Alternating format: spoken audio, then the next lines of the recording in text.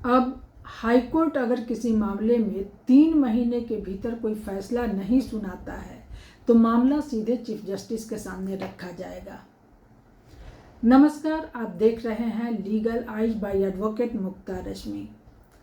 Friends, हाल में supreme court ने हमारी जुडिशियल सिस्टम को गति देने के उद्देश्य से एक मोस्ट रिलेवेंट कमेंट करते हुए कहा है कि यदि कोई हाईकोर्ट 3 महीने के भीतर पेंडिंग केसेस पर कोई निर्णय नहीं सुनाता है तो ऐसे मामले को सीधा हाईकोर्ट के चीफ जस्टिस के समक्ष प्रस्तुत किया जाना चाहिए।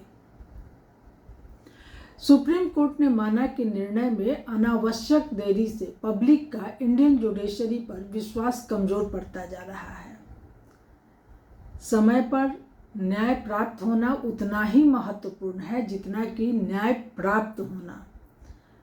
साथ ही कोर्ट ने यह भी कहा कि यदि किसी आरोपी को बरी किया जाता है तो विक्टिम एवं उसके परिजनों को अपील का अधिकार प्राप्त होना चाहिए। यह विचार उस पृष्ठभूमि में आया जब सुप्रीम कोर्ट के समक्ष अनेक ऐसे मामले थे जिसमें हाईकोर्ट ने लंबे समय से निर्णय सुरक्षित रखा था।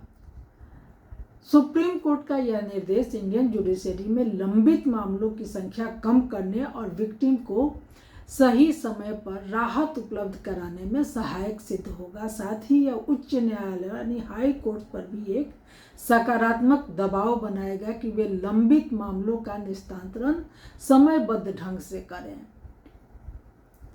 तो हम सब की भी यह सामूहिक जिम्मेदारी है कि हम इस प्रकार के सुधारात्मक कदमों का प्रोत्साहन दें और न्याय की समयबद्धता को न्याय की अनिवार्य शर्त के रूप में स्वीकार करें। धन्यवाद। नमस्कार।